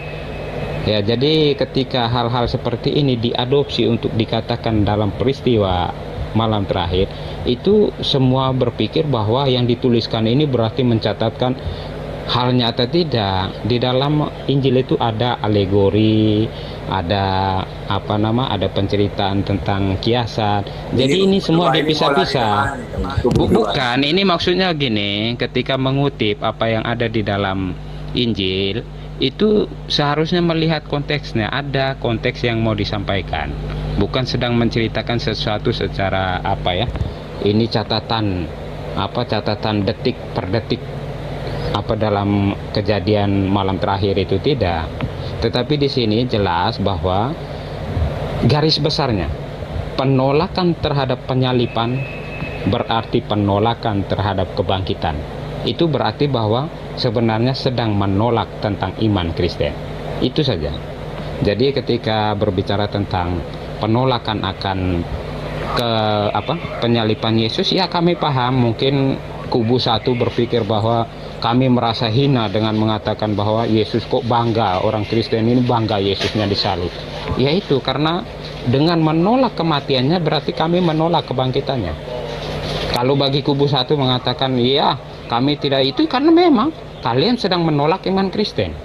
Jadi wajar saja ketika mempunyai pemikiran atau punya wawasan bahwa memang tidak ada penyalipan, itu sah-sah saja. Tetapi orang Kristen ada bukti di luar Alkitab yang memperkuat bahwa memang ada peristiwa itu. Nah, itu keuntungan orang Kristen ketika ada saksi sejarah, maksudnya tulisan peninggalan sejarah yang memperkuat keadaan Oke, pada oke, saat oke, itu. oke. Ah, senggol dong, Bang Dong, Mahadewa. oke. Saya belum dengar ini. Saya Jadi belum dengar Bang jangan- Mahadewa nih. Oke, Baik, tunggu, ya. tunggu habis ini Bang Dewa, Tata. habis ini sedikit Dewa, habis ini sudah saya. Jadi ada gunanya Yesus keuntungan percaya kepada Yesus bangkit itu.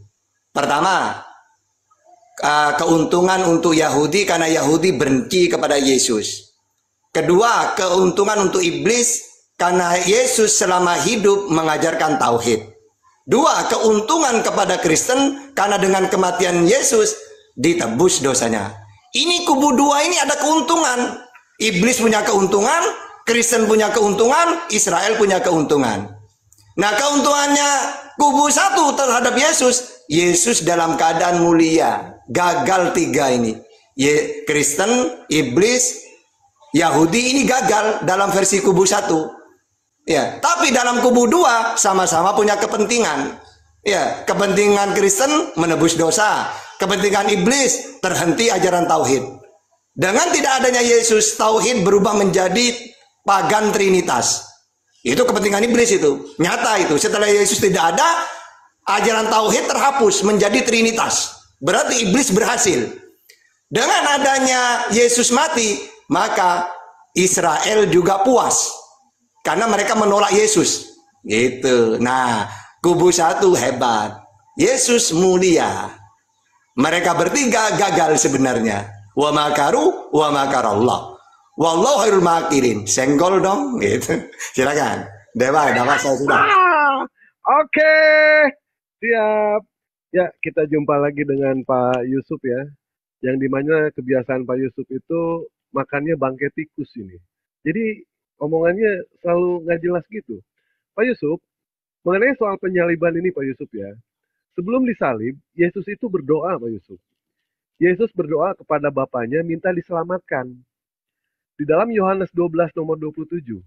Sekarang jiwaku terharu dan apakah yang akan aku katakan? Bapak! Selamatkanlah aku dari saat ini. Pertanyaan Dewa, ketika Yesus berdoa minta diselamatkan, kira-kira didengarkan, diselamatkan atau tidak? Silahkan, senggol dong.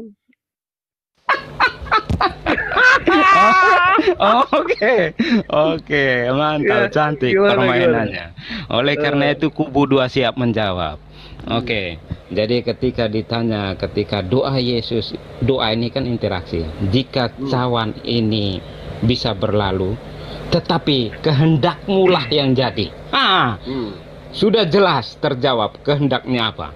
Wah, kami Jadi, Kristen kehendak hidup Bapak apa? dalam kenyataan. Ya tersalibkan itu. Jadi gini, Tersalibkan. contoh, ya tunggu. Pak Yusuf, Keuntungan, Pak Yusuf, tunggu. Keuntungan kubu dua, ya silakan. Pak Yusuf, ini kan Yesus ketika mau disalib itu berdoa, ya kan? Berdoa kepada Bapaknya minta diselamatkan, Yesus itu. Ya, di dalam Yohanes 12 nomor 27, Bapak! Selamatkanlah aku dari saat ini. Teriak loh itu Yesus. Nah, di dalam Matius tadi, yang Bapak ucapkan tadi, Matius 26 nomor 39, maka ia maju sedikit, lalu sujud dan berdoa, katanya, ya Bapakku, jikalau sekiranya mungkin, biarlah cawan ini lalu daripada, tetapi janganlah seperti yang kukehendaki, melainkan seperti yang kau kehendaki. Jadi, yang dikehendaki sama Tuhan di sini artinya tidak menyelamatkan Yesus dan tidak mendengarkan doa Yesus, begitu ya? Pak Yusuf? Iya, gini, kenyataannya memang tersalib. Jadi Nggak, begini Pak Yusuf. Pak Yusuf, Iya, TikTok aja, jawabannya singkat. iya. Singkat aja. Kehendaknya tersalib, iya. Kehendaknya tersalib. Di mana itu ayatnya? Kalau doanya Nabi Isa itu doanya Yesus itu tidak diselamatkan sama Bapaknya. Di mana doanya? Kan di mana gini, ayatnya? kan gini, kehendakmu yang jadi. Kan dikatakan doanya lengkap dong, jangan doanya dipotong, lengkap dong. Iya, tetapi seperti yang ku kehendaki. Jika perlu, jika melainkan seperti cawan yang ini, kau kehendaki. yang kau kehendaki. Ya ternyata apa? Ternyata dia disalib. Dan kami keuntungan kubu dua yaitu bahwa ada fakta sejarah di lain Alkitab, di luar Alkitab, bahwa penyaliban itu sungguh terjadi. Senggol dong. Baik. Iman Kristen itu iman dengan Siap. fakta sejarah, iman dengan kenyataan. Berarti Doanya nggak Ibrani dikabulkan.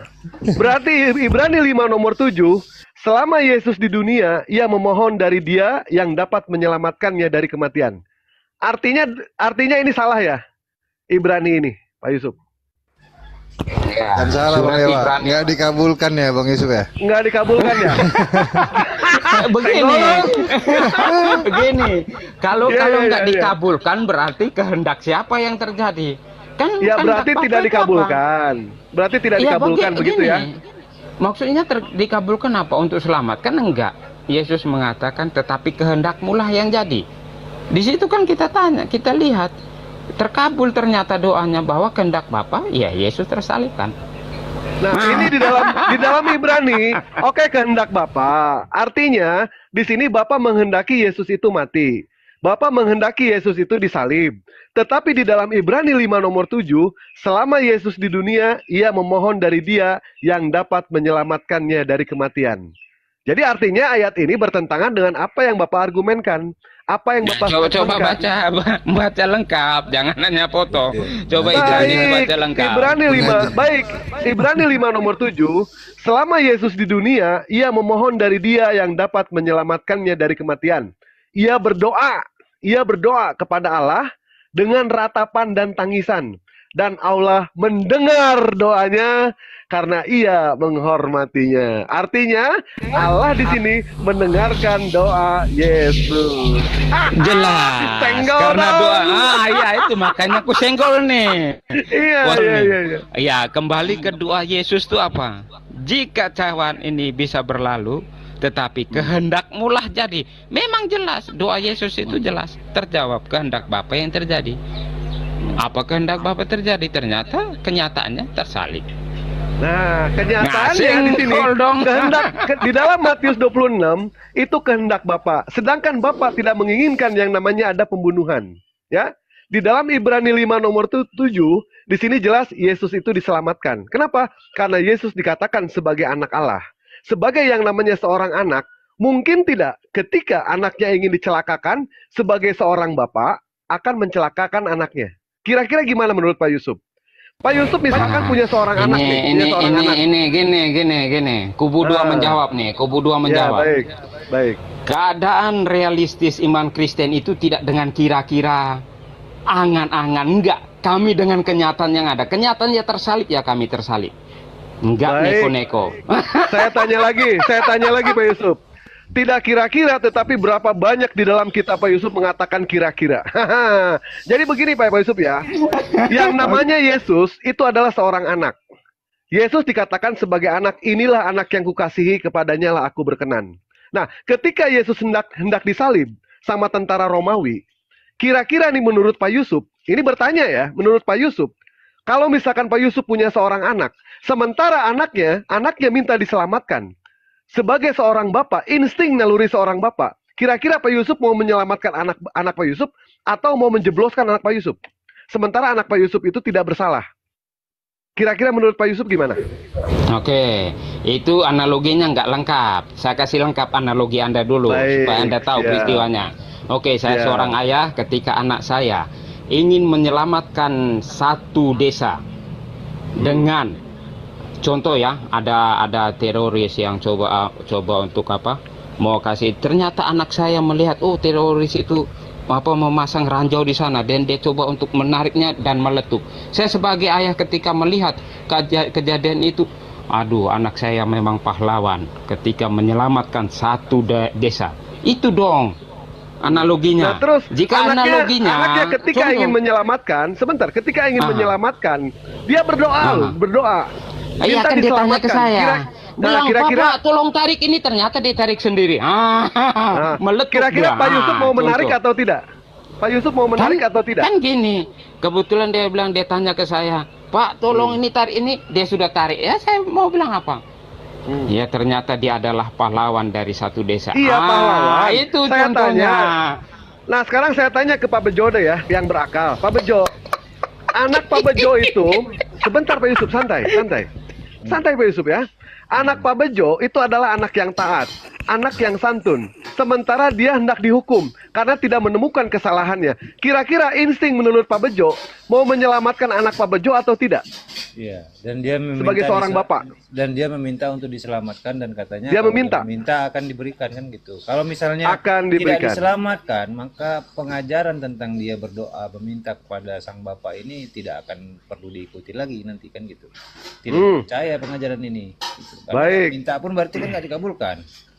Kalau tidak dikabulkan, nggak mungkin. Makanya harusnya sang bapak akan mengabulkan permintaan anak itu diselamatkan. Kan baik. Gitu.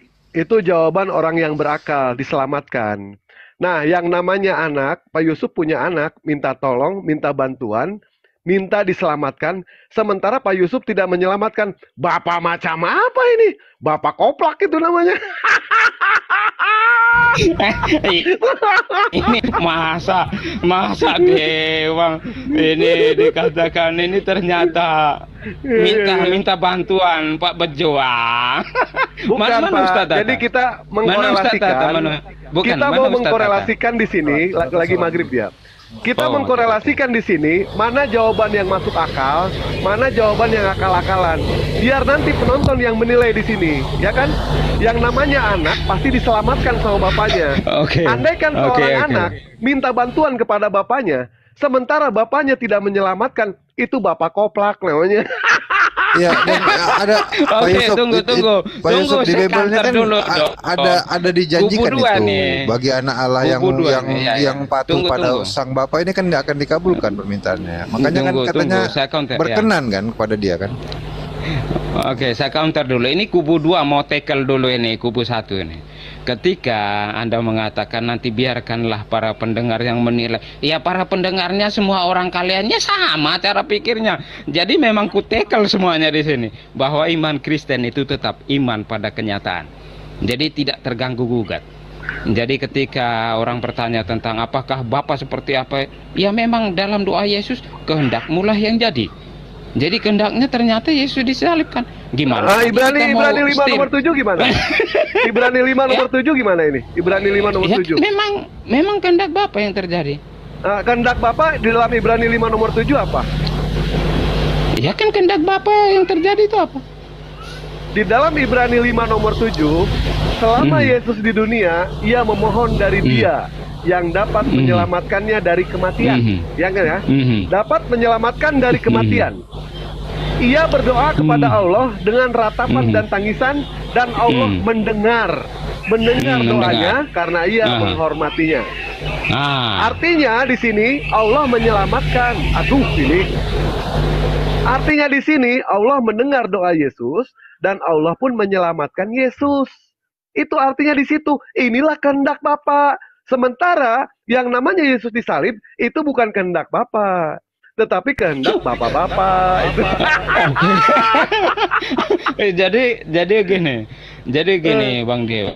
Ketika kamu mengatakan bahwa Bapa itu mendengar semua doa Yesus dan doa Yesus katakan bahwa kehendakmu yang jadi, dan ternyata penyalipan itu yang terjadi, dan kamu mengatakan bahwa itu bukan kehendak Bapa, jadi kehendak siapa itu?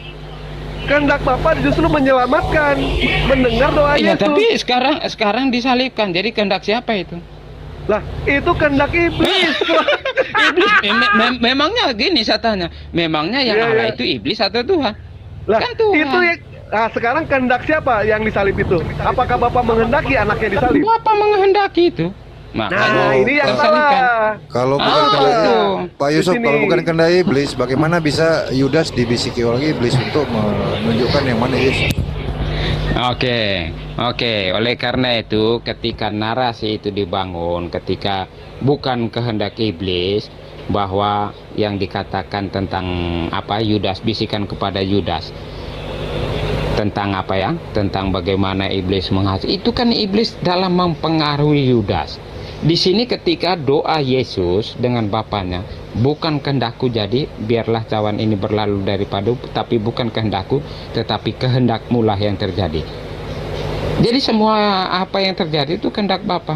Jadi yang tersalib memang kehendak Bapa. Kenyataannya seperti itu. Kehendak Bapaknya menyelamatkan atau tidak?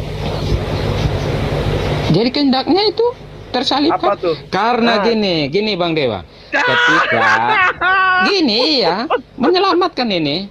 Karena itu ketika dengan kematian maka ada kebangkitan.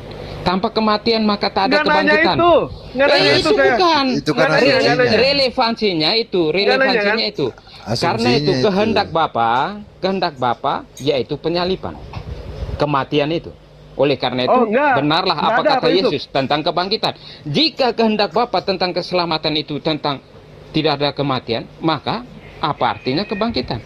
Berarti bahwa salahlah kehendak Bapa yang mengatakan bahwa ada kebangkitan di dalam Yesus. Berarti bisa diasumsikan kehendak Bapa sama-sama kehendak iblis yang membisiki Yudas tuh, Pak. Iblis merasuki Yudas itu untuk apa? Ciuman. Untuk mencelakai Yesus supaya dia ditangkap dan disalibkan. Kok sama? Kan itu samanya bagaimana? Kan kenapa Yudas memberitahukan tentang keberadaan Yesus? Supaya Yesus itu disidangkan dan dihukum. Hukumnya apa ya? Disalib, penyalipan itu kan. Kok sama ini skenarionya dengan yang Bapak kehendak Bapak? Kalau gitu kok sama ini sama Bapak? Harusnya dibedakan lah. Harusnya ya.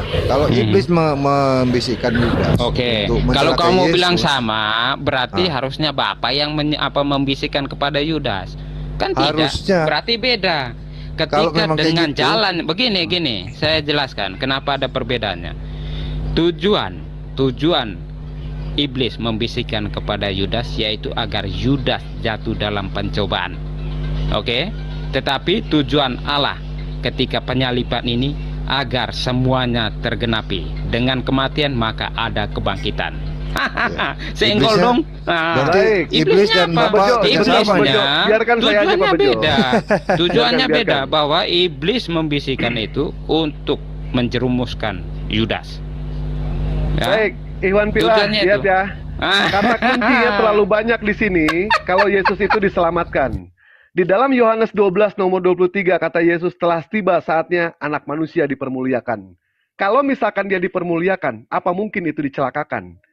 Itu hal yang tidak mungkin. Di dalam Yohanes 12 nomor 27 sudah jelas ya.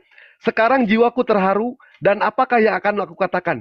Bapak, selamatkanlah aku dari saat ini. Dia meminta kepada bapaknya, minta diselamatkan. Dalam Yohanes 13 nomor 33, di dalam Yohanes 13 nomor 36, ke tempat aku pergi engkau Petrus tidak dapat mengikuti aku sekarang, tetapi kelak engkau akan mengikuti aku. Jadi jelas di sini ya, Yesus dipermuliakan. Apakah mungkin yang namanya Yesus dipermuliakan akan dicelakakan sama bapaknya? Itu yang pertama. Yang kedua, Yesus memohon berdoa agar dia diselamatkan sama bapaknya. Apakah mungkin Yesus dikatakan sebagai anak Allah, inilah anak yang kukasihi, kepadanya lah aku berkenan? Apakah mungkin yang namanya Bapa tidak menyelamatkan anaknya? Itu hal yang tidak mungkin. Itu hal yang mustahil. Nah, sebagai bahan analogi tadi Pak Yusuf ya, ketika yang namanya kita mempunyai anak kita mau dicelakakan, mau disalib, mau dihukum, sementara anak kita tidak melakukan kesalahan apapun juga, apakah yang namanya seorang bapak akan menyelamatkan anaknya? Pasti, naluri instingnya seorang bapak akan menyelamatkan anaknya. Itu sudah pasti. Jangankan dia berkuasa, tidak berkuasa sekalipun, yang namanya seorang bapak pasti akan menyelamatkan anaknya. Itu sudah pasti. Ibrahim alaihissalam Allah selamatkan dari pembakaran. Nabi Musa alaihissalam Allah selamatkan ketika dikejar sama tentara Fir'aun. Dan alhamdulillah Allah pun menyelamatkan dari Nabi Isa dari penyaliban. Orang-orang Yahudi mengatakan kalau Nabi Isa itu dibunuh. Orang-orang Kristen mengatakan Nabi Isa itu disalib. Allah datang dengan Al-Qur'annya yang diturunkan Al-Quran melalui baginda Rasulullah SAW. Ini loh yang benar kata Allah. Bahwa Nabi Isa itu tidak dibunuh. Nabi Isa itu tidak disalib. Melainkan yang dibunuh, yang disalib pada saat itu orang yang kami serupakan dengan Nabi Isa alaihissalam. Ini adalah bukti bahwa semua para nabi diselamatkan oleh Allah, ya, termasuk dengan Nabi Isa alaihissalam atau Yesus Kristus. Karena Yesus dipermuliakan dan Yesus berdoa kepada Allah. Begitu ya. Pak Jo, cukup. Oke. Kubu 2 membantai dengan nada yang singkat saja. Karena ada juga tertulis bahwa rancanganmu jauh dari rancanganku. Oleh karena itu, rancangan Allah akan indah pada waktunya. Terbukti sekarang 2 miliar lebih orang berbahagia karena percaya akan peristiwa itu. Senggol dong. Nah, itu. Karena apa? Rencana yang kita pikirkan yang apa itu jauh dari rancangan itu. Apa yang kamu narasikan semua itu rancanganmu. Jauh sekali dari rancangan Allah. Baik, apakah yang namanya rancangan Allah itu bertolak belakang dengan akal? Bukan bertolak belakang, rancanganmu sesuai dengan pemikiranmu. Ternyata rancangan Allah sesuai dengan apa yang kamu pikiran. Pak Yusuf, apa yang bertolak belakang? Apakah rancangan Allah itu bertolak belakang, Pak Yusuf? Dengan akal manusia? Bertolak belakang dengan apa? Dengan akal siapa? manusia. Akal siapa? Manusia. Saya manusia. Saya manusia sesuai. Iya, bertentangan tidak? Enggak, dengan saya enggak. Nah disitulah Pak Yusuf ya. Tadi kan sudah dikatakan, yang namanya anak pasti akan diselamatkan Pak Yusuf. Nah, beda halnya dengan Pak Yusuf. Ketika Pak Yusuf punya anak, minta diselamatkan, anaknya minta diselamatkan, Pak Yusuf malah menceburkan anaknya. Itu artinya Pak Yusuf adalah bapak koplak. Kan gini, kamu tanya rancangan Allah itu bertolak belakang dengan logika manusia. Saya manusia, ternyata tidak bertolak belakang dengan saya. Hanya rancangan Allah itu jauh dari rancangan kita. Oleh karena itu rancangannya indah pada waktunya. Terbukti 2 miliar orang lebih menjadi Kristen dan percaya. Baik, dan alhamdulillah ya. Rancangan Allah itu tidak mungkin yang namanya rancangan Allah itu tidak mungkin yang namanya bertentangan dengan akal. Dia dengan bangga mengatakan di dalam Katolik itu ada 2 miliar. Yang sekarang itu Muslim yang pertama, Katolik nomor 2, Hindu nomor 3, dan Protestan nomor 4. Jadi untuk menilai satu kebenaran itu, Pak Yusuf di-mute dulu Pak Yusuf, berisik soalnya, ya. Nah, jadi yang namanya kebenaran itu bukan dinilai siapa yang banyak, siapa yang sedikit. Bukan seperti itu, ya. Sebagai bahan analogi, kita tahu yang namanya mobil Ferrari itu adalah mobil yang paling keren, mobil yang pengamanannya bagus, mobil yang kecepatannya luar biasa. Tetapi kenapa di Indonesia banyak yang namanya angkot? Jadi tidak bisa kebenaran itu dinilai siapa yang banyak, siapa yang sedikit. Tidak bisa seperti itu, ya. Kebenaran itu berdasarkan dari apa yang tertulis dalam kitab suci. Apakah kitabnya itu bertentangan dengan akal atau tidak? Kalau Islam tidak bertentangan sama sekali. Tadi Dewa berapa kali mengatakan Nabi Ibrahim alaihissalam itu adalah anaknya Allah. Nabi Musa alaihissalam bisa dikatakan sebagai anak Allah. Karena kenapa?